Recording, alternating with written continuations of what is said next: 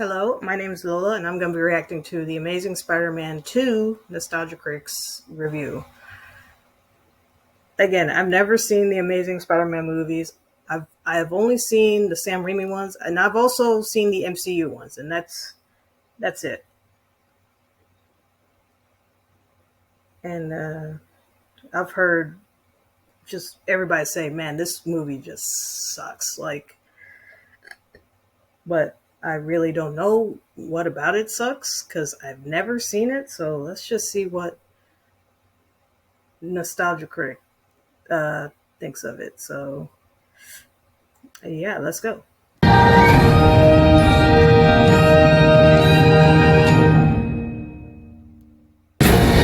The review for the worst Spider-Man movie ever made has been canceled.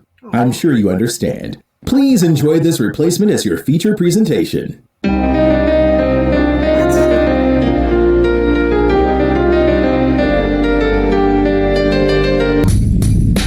Oh, hi, MC fans. We got the results of the test back. You definitely have April Fools. While a few things will be different for the time being, it's business as usual with a new Nostalgia Critic every week.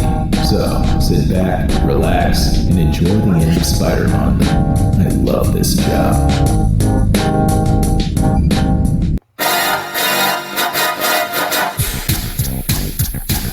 Thank God we're done with Spider-Man. Doing this song has really sucked ass. Did we ever run even once? Nope, just own it and be it done. Oh fuck! Let's never do this again.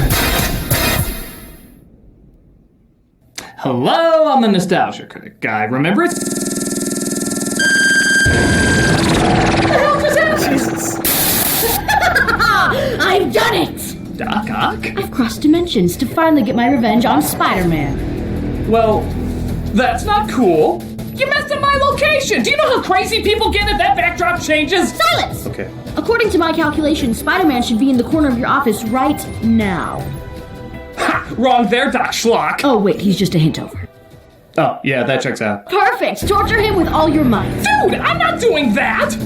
I've reviewed a film and get in the way! Yeah! Just do your review exactly as planned. What? Why would that torture him? Because I could never capture the actual Spider-Man, so I just made a humanized version of the Amazing Spider-Man 2. Well, he's the humanized version of Amazing Spider-Man 2? We're gonna have so many sequels. This will be the best start to a cinematic universe yet. Oh, now I get it. Hats off. This is very evil. I know. Just review the film normally and I'll finally have my revenge on Spider-Man. You mean the humanized version of the Amazing Spider-Man 2? That's 15 syllables. Spider-Man, that's 3. So much easier. I didn't think of it that way. I'm sorry. I accept your apology. After that, can you put my universe back the way it was?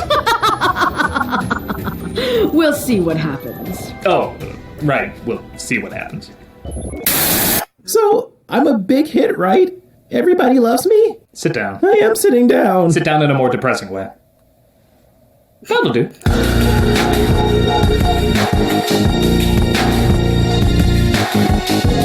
After the respectable success of Amazing Spider-Man, it seemed like Sony had a reboot that could possibly get some traction. So, what did they do? What every idiot studio at the time did. They tried creating a cinematic universe. 2014's Amazing Spider-Man 2 was supposed to be the start of several spin-off movies as well as at least 2 more sequels. This meant they didn't need those pesky writers who combine social stress and psychological pain with epically fantastic elements. That's not what Spider-Man is, stupid! No.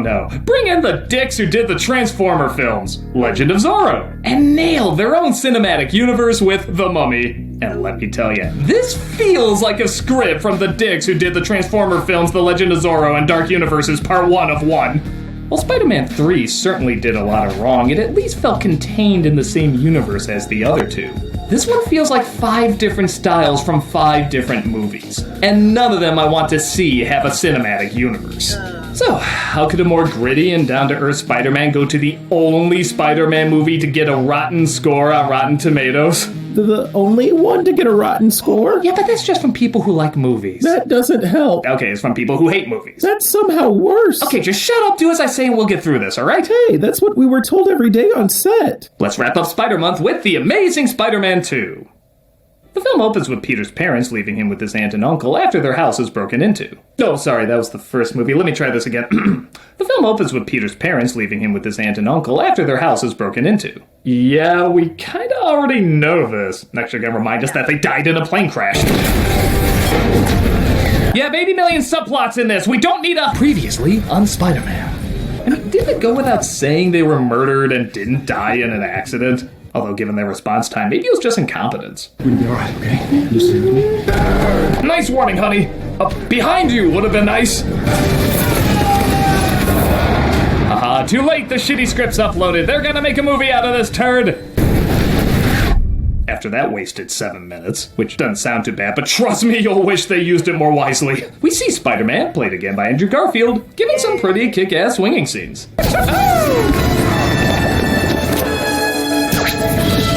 I'm glad they finally hold on these shots long enough, as it's the closest I've ever felt in any of these movies to feeling like I'm swinging in the air.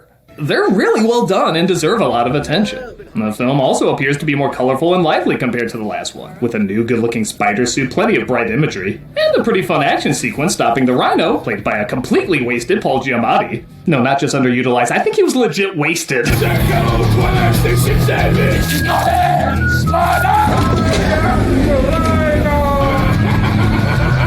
There was a tasting last night, yes. Who's robbing precious cargo? Hey, my name is Spider-Man. You can call me Webhead, you can call me Amazing. Not a shaker. Well, this is a legit funny moment. Let's cut to all the lives he could have saved if he wasn't doing his Comedy Store routine. One-liners are fine, but save people first. Heads up, watch out. Not that one. You can put him back. You alright? Just Spider-Man. This is Max Dillon, played by Jamie Foxx. He's a nobody. I'm aware of this because he verbally clarifies he's a nobody. I'm a nobody. You're somebody. Well, that villain set up. Let's go to another subplot. Disappointing ghost memes. That's not the only distraction. We have Gwen Stacy, played again by Emma Stone, in a strange montage giving a graduation speech about bad foreshadowing. I know we all think that we're immortal. What makes life valuable is that it ends. So don't waste it living someone else's life. I guess what I'm saying is that burial site over there looks really nice. Back to me being alive. Because even if we fall short, Hey, too soon. what better way is there to live? Spider-Man stops the Rhino, or whatever he's doing to him here. This is not it! You know his frown flipped as a perfect Joker smile? All joy will dim when he leaves acting. And he makes it just in time for graduation. Aunt May, played again by Sally Field, congratulates Peter, but the guy known for giving long-winded rants is kept silent again with his disapproving look.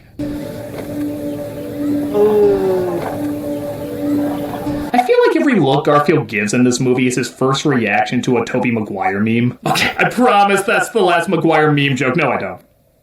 We get the classic will they, won't they stuff between Peter and Gwen, which, if this was the other films, I would hate, but these two not only talk honestly about what they're going through so they can figure out their problems like smart people. It's my father, isn't it? I promised him that I would keep away from you.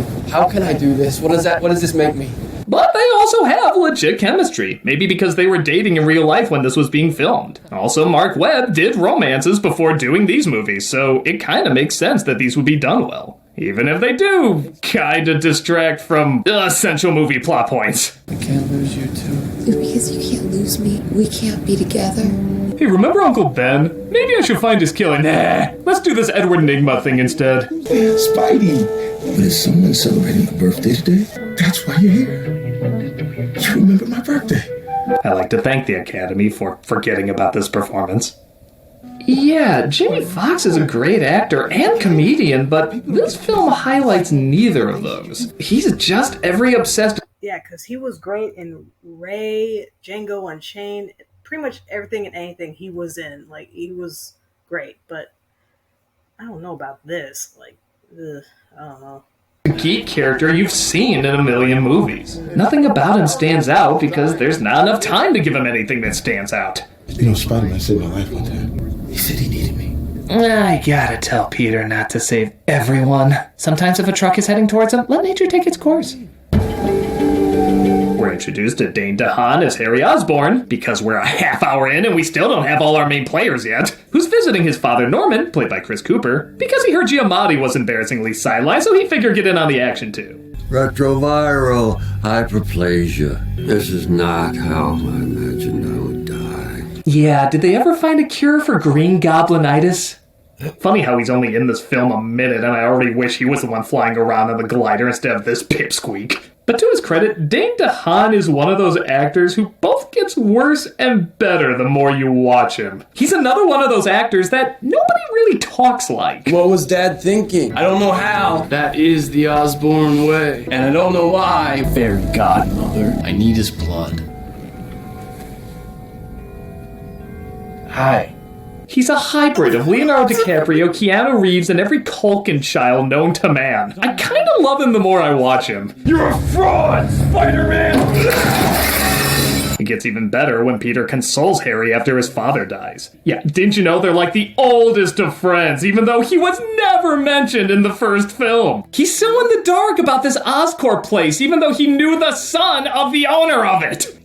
He just forgot about it. It's like living in Chicago but never visiting the Sears Tower, and it's a person.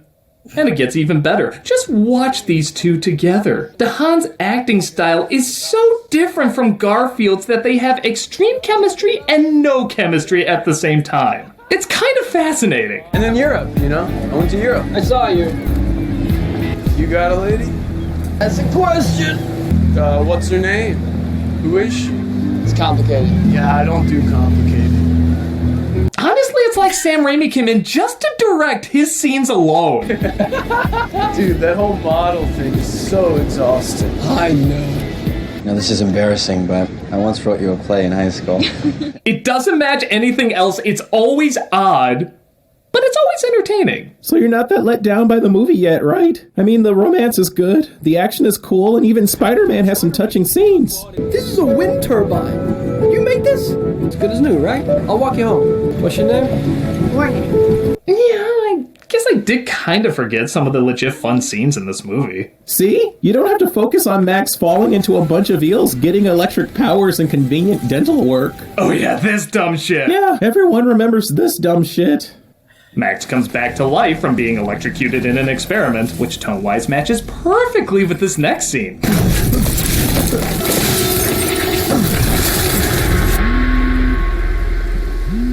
It's like a TV monster movie went to commercial for a dating app. We'll return to the TNT movie right after this. I didn't think I could meet anyone, but then Web Together introduced me to a girl I could really fall for. Well, she fell for me, but I'm getting too technical. My laugh is off the table. You got to figure out a more annoying laugh. That's still adorable. Yeah, alright. Even though I praised the hell out of these two, let's talk about some of their legit problems.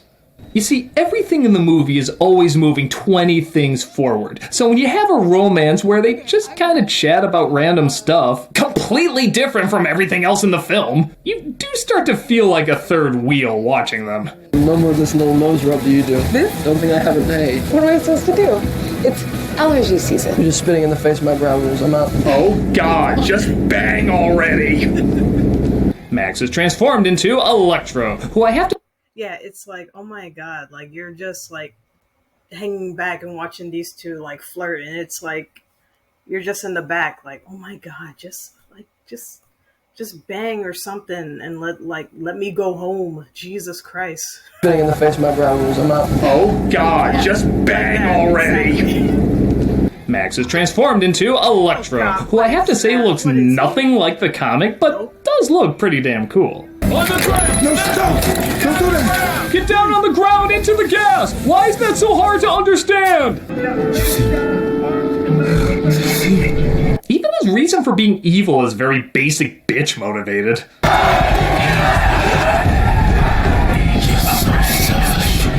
want the attention! I want the attention! Spider-Man tries to talk him down before fighting him. Again, I really feel like Garfield nailed the comedic, but still caring elements that made Spider-Man such a great hero. Minus that count. And even though this line makes no sense, I still get a laugh out of it. What's your name again? How could you forget me? I know it, don't tell me. It's Max. Is it Max? Yes. Again, I don't know what way that was intended to be funny, but it is funny. We get another inventive and colorful action sequence as Spider-Man knocks Electro out and his ratings go up. What the hell does that mean? It means this movie isn't as bad as you're saying. Sure, there's a few hiccups here and there, but every Spider-Man movie has that. I'm gonna be okay. So is he destroyed yet? Hey, his soul doesn't look demolished. It's okay. We're only halfway through the movie. Oh, you're only halfway through. Got it. You scared me for a second. Carry on. Do things get better halfway? It's a complicated question. Well, that gives me hope. But with a simple answer, no, it does not. Aw.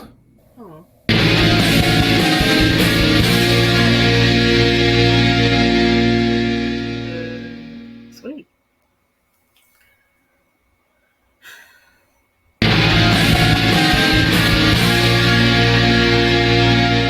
So not only does Peter discover Gwen is moving away to England, and he becomes obsessed with finding out what happened to his parents again, while also looking for Uncle Ben's killer. Wait, no, still nothing. But Harry discovers he's dying of the same disease as his father. This dialogue just flows. You alright? Not really, Pete. I'm dying. But I think you can help save my life. He said that like he ran out of Fritos. I'm out. Pick some up. And I'm dying. But don't forget Fritos. I love Fritos. And I'm dying. But Fritos. And I'm dying. Harry says he thinks Spider-Man's blood can cure him as he can self-heal. Is that why he was getting cough medicine earlier? You know him. What? You took his picture. Oh, right, that's still a thing. They literally text us J. Jonah Jameson's cameo. I can't believe I forgot.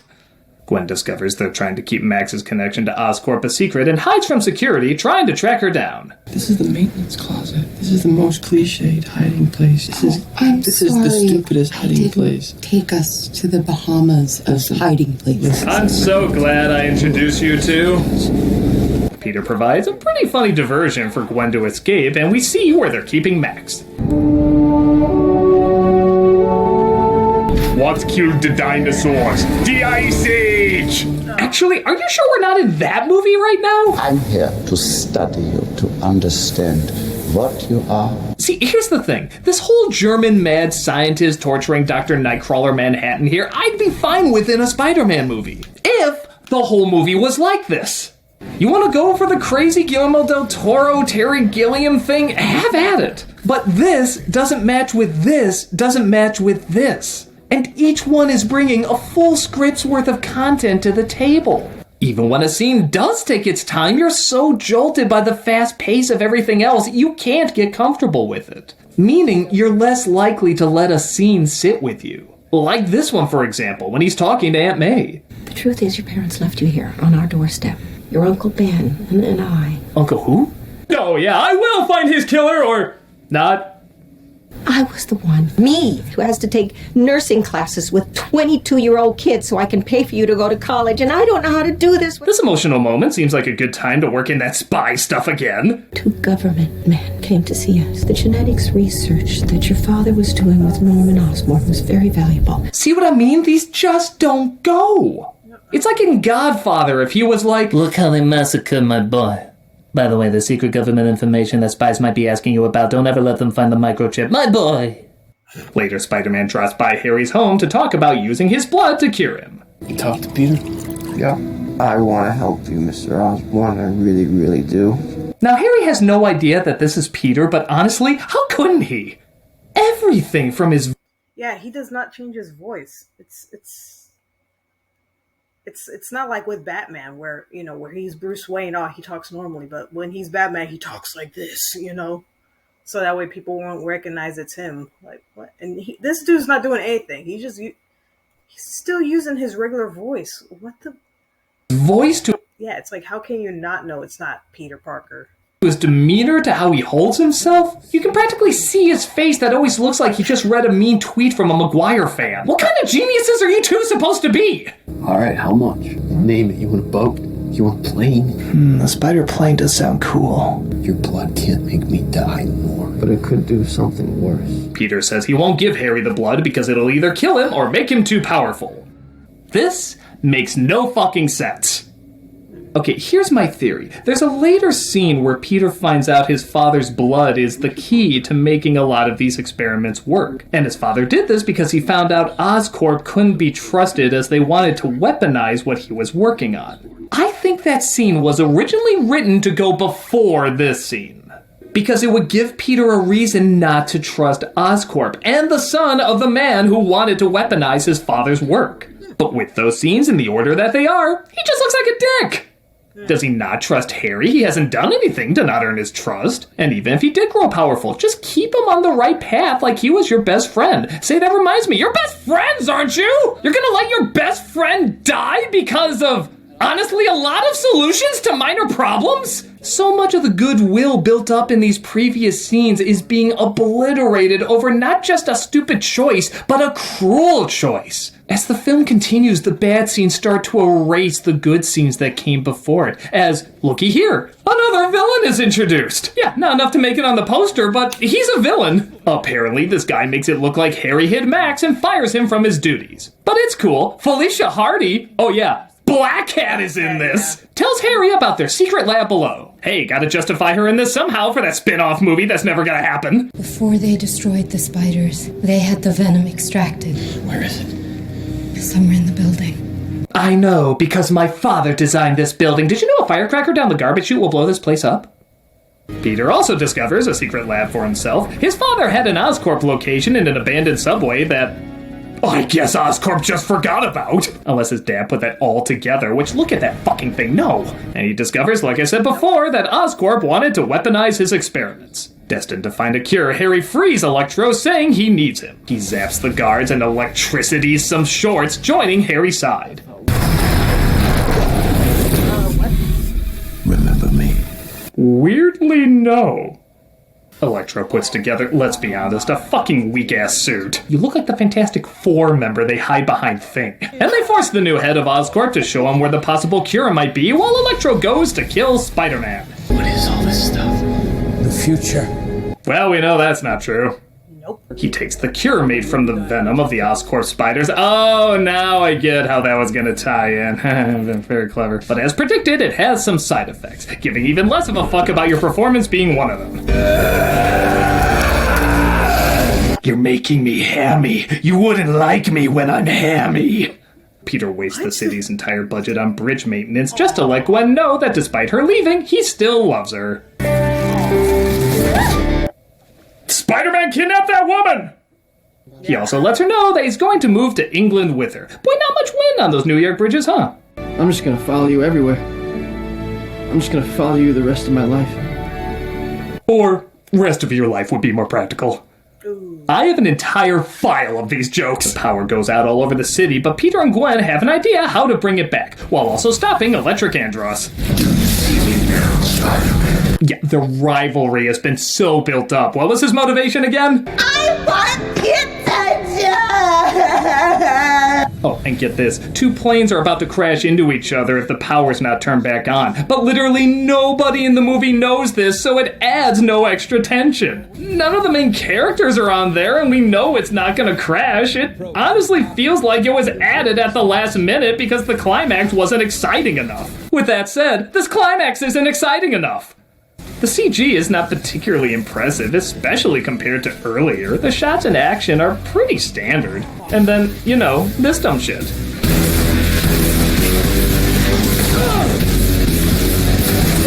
Down came the goblin and took the spider out. But you never saw this coming. Again, great Electro writing. What other great quips did he have? Die, Spider-Man, or I got you now, or die, Spider-Man? At this point, I think I would prefer you're the one who's out gobby out of your mind. At least I'd remember it. When shows up, Leary gives the audience his facial reaction, and the two of them finally defeat Electro. Oh, and the two planes were saved, because I know that was at the height of your worries. See, that wasn't so bad. A little underwhelming and crowded, but it wasn't anything that bad. Oh no. No. Don't do this. Go back. Stay out of this movie. Oh, God. Oh, God, indeed. Not since Mila Kunis as the Wicked Witch, Rosie O'Donnell as Betty Rubble, or Vince Vaughn as Norman Bates has a famous character ever looked so... not right. You were my friend, and you betrayed me! Sometimes something can be so stupid it's funny. This is just so stupid it's stupid. Look at me! There's less than 20 minutes of the movie left, and another villain has been thrown into the mix. Arguably, Spider-Man's most famous villain, and he gets 1/9 of the movie to shine. Oh no, this is bad. This is very bad. Spider-Man fights Harry, slowly turning into Mr. Bean, but Gwen gets tossed and Spider-Man's web hand tries to catch her. As fans of the comic have deduced, and movie fans are tired of having hammered in, Spider-Man is unable to save her, and she dies. No, please!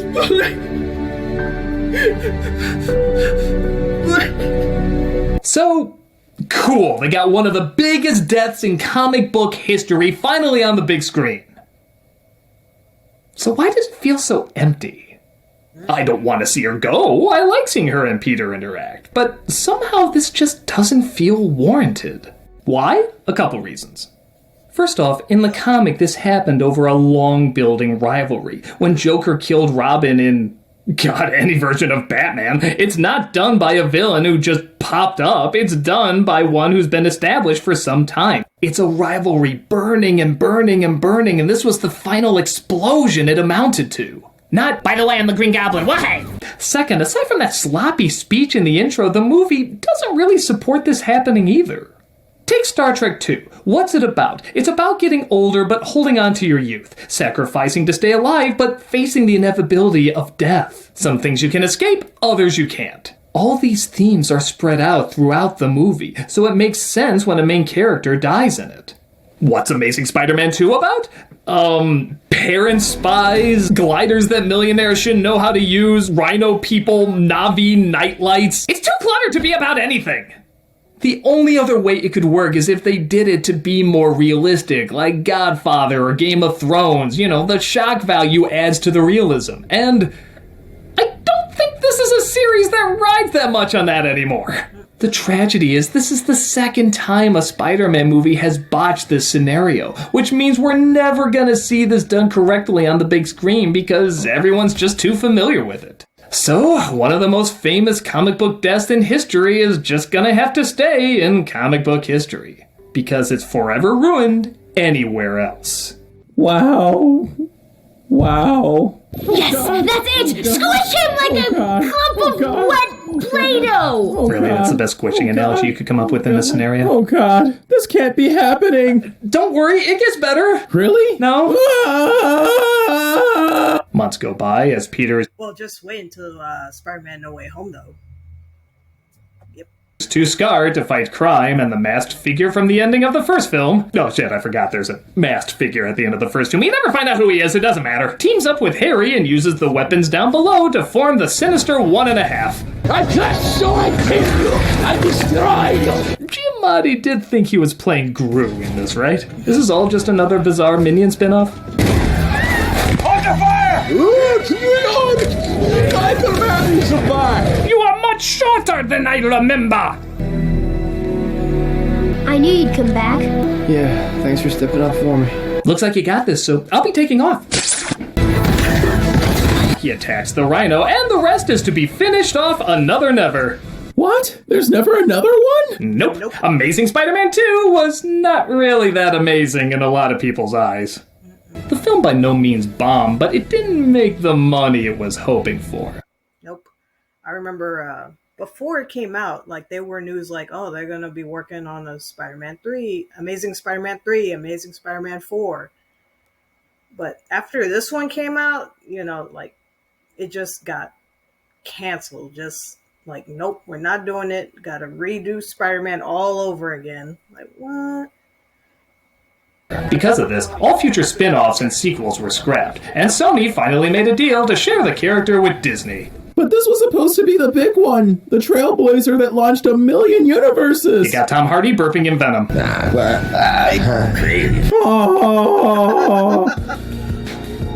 Alright, so is this the worst Spider-Man movie? In my opinion, yes. Say what you want about 3, but it had themes and ideas, and it committed all the way to them, it just wasn't very good at doing it and got too crowded.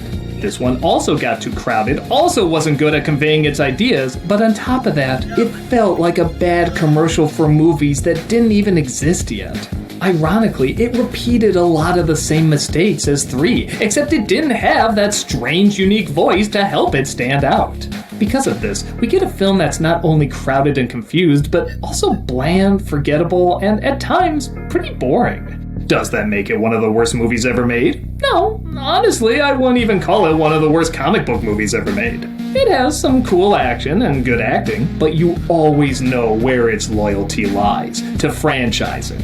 You can franchise a series fine, but you have to be committed to a good story and ideas first. And those simply aren't in this one. It's too bad. I really like Garfield as Spider-Man and would like to have seen where the series would have gone if they had gotten more competent writers behind it. As well as a studio that focused more on getting one film right instead of the next 5. So, despite it giving some good scenes, Amazing Spider-Man 2 still remains, in my opinion, the worst Spider-Man movie ever made.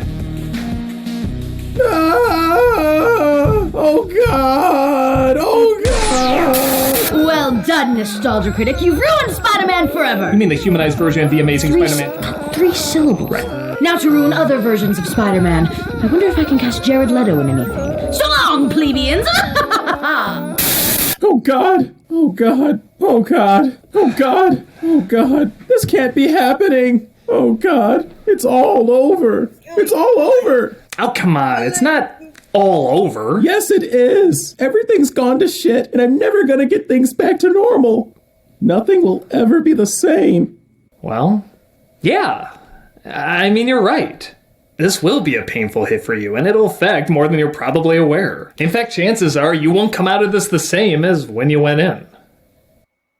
Are you trying to motivate me? Because you suck balls at it. Well, I'm trying to be realistic. Oh, good. That's just what I need now. You do! Because the truth is, you've been through worse.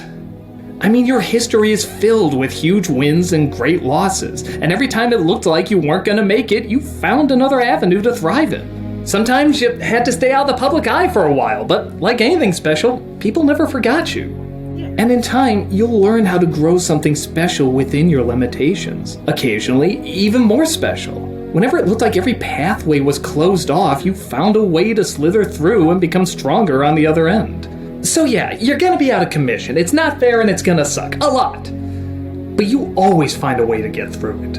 You always find the will to be strong and inspire other people to be strong in the process. No matter what avenue you need to take. And you know why? Why? Because you're fucking awesome. I'm fucking awesome? And you remind people how fucking awesome they are. And fucking awesome feeds off of fucking awesome until there's so much fucking awesome in the world we don't know what to do with it. So you're gonna give up? Or are you gonna continue to inspire that awesome? I'm a perpetual awesome machine. Damn right you are. You may be down and out for a bit, but nothing can take away your goddamn awesomeness. Yeah. Yeah. Yeah. Yeah. We do know what we're really talking about, right? Of course. We're talking about motherfucking Spider-Man. Motherfucking Spider-Man. Motherfucking Spider-Man. So, what do we do now? Ooh, I haven't finished up Punisher yet. I never got into those Marvel shows. What am I supposed to say to that?